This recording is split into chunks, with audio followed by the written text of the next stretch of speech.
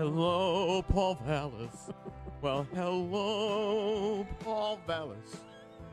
Chicago's glad to have you back where you belong. Sounds like Ray Bolton. The Cowardly Lion. Paul Vallas. Not the I joined in. It was better. Paul Vallas. I would say so. All right, that's Chicago's head. Amy Jacobson, Bruce Wolf here in for Dan Proft, and we had one of our avid listeners email us and say, hey, you should change the lyric to Hello Dolly to Hello Paul Vallas. So in honor of Paul Vallas, because he is joining us right now, we decided to have a little fun and sing that song in the last half hour. Good morning, Paul Vallas. How are you? Well, good morning. It's a horrible song to wake up to, but thank you for the thought. We try. Couple of days have been pretty rough. Chicago Tribune this morning had an article pretty much saying that you're to blame for covering up a sex abuse crime that was committed by a school in Plainville. Just tell us about Martin Lovett, what you knew and when you knew it, if anything. Yeah, well, first of all, those accusations were made by two of my opponents, so it's obviously we're in full throttle in the electoral season. Martin Lovett was a individual who left the school district a year before I arrived, and he was on the local school council at a school in question, and he was also an activist in the community. At the time, he was a pedophile, but he kind of masqueraded as this individual who worked with youth and reached out to. In fact, when he was killed in 2000. In 2000. Yeah, shot by one of his accusers. That's right. He was by one of his abusers. The initial stories kind of praised him as being this community activist, etc. Wow. The bottom line for us is, during my tenure, we didn't know anything about him in terms of his background, in terms of, we had never received any complaints about him. We had nothing in his file. As I mentioned, he had left the school district a year before we arrived. About 12 years later, two individuals made an accusation that they had complained about Lovett for a number of years, mostly to the local principal, and the only connection with us was they claimed that they had sent us a fax. They had sent my office of fax, Mayor Daley of fax, reporters of fax, a number of school administrators of fax, a fax that we could never verify receiving, but that fax was not sent until after he had been killed. So about a couple months after he got killed, they made an allegation that a fax had been sent. The bottom line is we never had any knowledge of him, or for that matter, any communication that we received about him. Because had we received that, we had all sorts of mechanisms in place. Okay, Mr. Vallas, and I have to ask you this and this is according to the Tribune story. So you're claiming that you've never received the fax or any confirmation that it was successfully transmitted. However, the Tribune says, and they're the ones who are going to try to win a Pulitzer based on this whole series, right? The cover sheets showing the intended recipients and indicated the faxes were successfully transmitted. So we have a dispute in facts, a factual dispute right here, Mr. Vallas. Well, look, the bottom line is we have no evidence that we received the fax. And you have I'm just telling you right now, the Tribune shared with you, your campaign, a copy of the letter along with cover sheets showing the intended recipients and indicating the faxes were successfully transmitted. So were they successfully transmitted or weren't they? Right, but we can't prove that they were successfully transmitted. Let me also point out that wait a minute. The Tribune is saying that they just shared with your campaign a copy of the letter along with cover sheets showing the intended recipients and indicating the faxes were successfully transmitted. You're trying to dispute that. Did it happen or didn't it? Let him talk. I'm not disputing that someone sent a fax. All I'm disputing is that we never received the fax. No, no. What he's saying, he didn't. Somebody could have sent it, but they could have never put it on his desk. The Tribune you know how many faxes says they get? They shared with your campaign a copy of the letter along with cover sheets showing the intended recipients and indicating the faxes were successfully transmitted. Look, so let me respond by saying we have no evidence that we ever received the fax. Also, let me put this into perspective. I'm running a district with 50,000 employees, local school council members, parent volunteers. Sometimes we receive 150, 200 faxes a day. Let me also point out that the one fax in question, and it is one fax that was sent to a bunch of people, Pam Zeckman, Mayor Daley, a number of administrators. Nobody ever remembers getting any contact. The fax was sent at, I think the timestamp is like 7:20 on a Friday night. So that's it. So there's an accusation that someone sent us an anonymous fax, alleging that this principal, after the guy was killed, right? So we have to understand this is after he is killed, not before he is killed, not during the time that he was committing these heinous acts.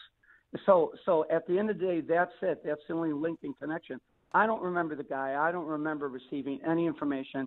And if anyone knows what we did in those days, we had a 24-hour, 7-day-a-week hotline. Yep. We had crisis interventions. We had the Office of School and Community Mr. Vallas, you Relations have all these things in with each of the place. schools. Yes, you have all these things in place, and yet there's a failure in the system because a fax comes. How many faxes do you need in order for it to alert you to this situation? And also, you're saying there was scant attention to this, but the Tribune, the Sun-Times, the Chicago Defender, and TV News were covering this at the time.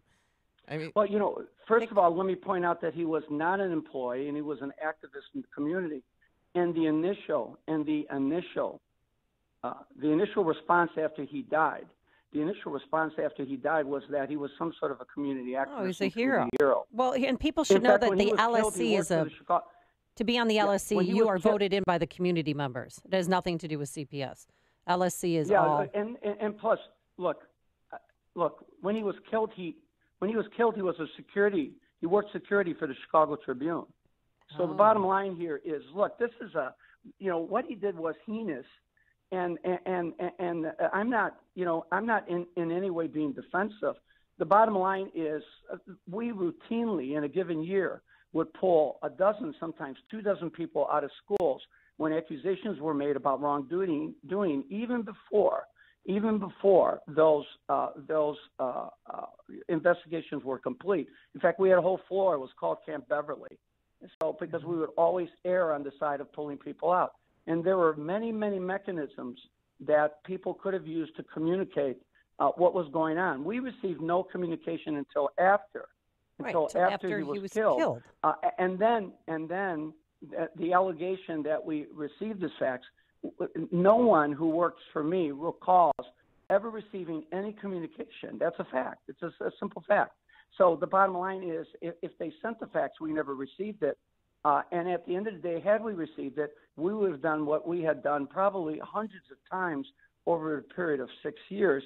We would have pulled that individual out of the, obviously he was out of the school, but he had been killed and he wasn't a school employee, but we would have investigated the principal in question.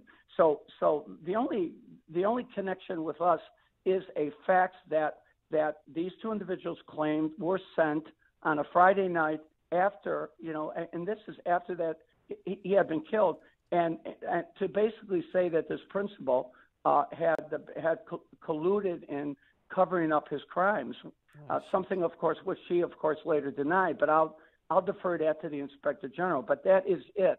That is our connection. And anyone who knows what we did during that period between the crisis fund that we created, to provide financial support for victims of violence in the community, to the youth outreach officers that we would dispatch to the homes, to the crisis intervention officers, the Office of Crisis Intervention that would, constantly, almost weekly, be in schools when there were crises or where information was brought to our attention. If anything, we created redundant systems to deal with these type of issues. And we had issues, but then when you were gone, they got rid of that department, right? Didn't they? When you left CPS, didn't they get rid of that department? At least it wasn't in place when Arnie Duncan was there. Yeah, you've got to ask yourself, what happened to the Office of Investigations? What happened to the Office of Crisis Intervention? What happened to the hotline? What happened to the youth outreach officers? I mean, look, I created a fund and we would provide 24/7 security and crisis intervention. That means if a child had been killed in the community or attacked or abused in the community, we would dispatch our crisis intervention teams to that school and to that community. I mean, I literally raised money to pay for over 100 funerals over a 6-year period. Mr. Vallas, look, I understand what you're saying, and you speak well on your behalf. But we're living in an era where the Pope may have to resign because he wasn't paying enough attention to things. Rahm Emanuel is not running for mayor anymore because he sat on a video. And, you could just say, hey, the system didn't work in this situation. I mean, we have these. Well, look, I'm not suggesting, I'm not suggesting that the system worked, nor am I suggesting that the system's foolproof. I'm just responding to an accusation that somehow we might have received a fax, and incidentally, this fax was sent or allegedly sent to 6 or 7 different individuals, all of whom do not recall ever receiving the fax or receiving information on this individual. Well, I think it's a hit job. And remember, this is a fax. This isn't us being warned about what this individual was doing. This is a fax that was sent out.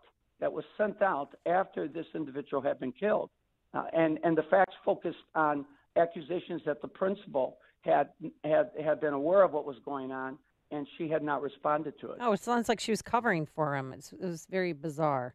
Let's move on to El Gallito, Luis Gutierrez, making his announcement yesterday or the day before. I think I'm a pretty convincing person.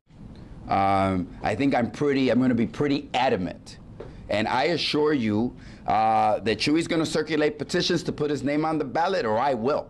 I mean, so Luis Gutierrez is out. We were really thinking that he was going to jump into the race. But Chuy Garcia, does that threaten you at all? Does that concern you at all?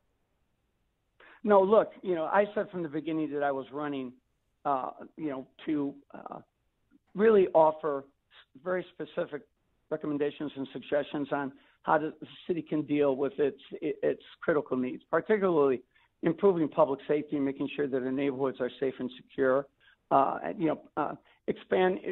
providing economic opportunities to areas that have been long neglected, and to bring the type of financial sanity to the management of the school budget, of the city's budget, so that, we're just not continually punishing taxpayers with rising property taxes, fees, and fines. And so nothing's changed for me, whether Garcia gets in or Gutierrez gets in or Bill Daley or any of the unannounced candidates who are now considering entering the race, now since, of course, Rahm Emanuel has resigned.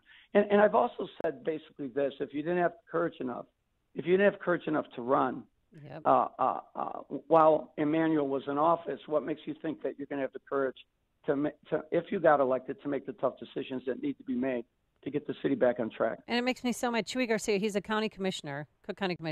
He's got the congressional nomination all locked up, so he's going to be the next congressman if he chooses. But now they're dangling this mayoral race in front of him. I mean, pick a job and stick with it. Well, you have to ask yourself this. You have people contemplating running for public office who are currently running for another public office. Yeah. So, if you're going to run for mayor, then basically drop out of the race. Yep. If you're running for the House, the House is the lesser included. The mayor is the big prize. And don't you think, in all fairness, since we didn't get to see the Laquan video before the election, and that Rahm couldn't have beaten Chuy Garcia had this video been made public. Yeah, this is kind of reparations. Shouldn't Chuy Garcia get a shot at being the mayor of the city of Chicago, given all that? Oh, no. Look, the vote, he couldn't even beat Rahm, and anyone who voted for Chuy was an anti-Rahm vote. No one voted for Chuy because they wanted Chuy to be mayor. If the video had been shown, Rahm Emanuel wouldn't have won, and Chuy Garcia would be the mayor of Chicago. So he deserves to get to be mayor. No, Don't you agree? Who do Mr. I agree? Vallas. Look, first of all, let me say this: that if it had been this important, if the priority was to have an alternative to Rahm, any one of these individuals could have entered the race while Rahm was still there. I mean, at the end of the day, again, if that first election was important, then clearly, after the Laquan McDonald video, after the $1,800 average increase in taxes and fees that were levied in the second term, one would have thought that it would have been an easier path for Chewy or anyone else in this current election than it was perhaps on the last election. But for me, I don't care who enters the race at the end of the day. I mean, the question here is who has the skills and who has the track record, the proven track record, to, in effect, get the city back on track. And, I've spent, 2 decades managing multi-billion-dollar budgets and dealing with organizations and institutions in severe crisis. In fact, I thought this morning we were going to talk about FEMA and the approach that they should take with the most recent tropical storm that just hit the mainland. So at the end of the day, I mean, I've always been a crisis manager, and I've always been a problem solver, really not a politician. Yeah. So, all right. Thank you so much, Paul Paul Mr. Vallas. We appreciate it. Yes. I appreciate you. Thank you for talking. joining us, Thank and you. we'll have you back on the show soon. And Paul Vallas joined us on our turnkey.pro answer line.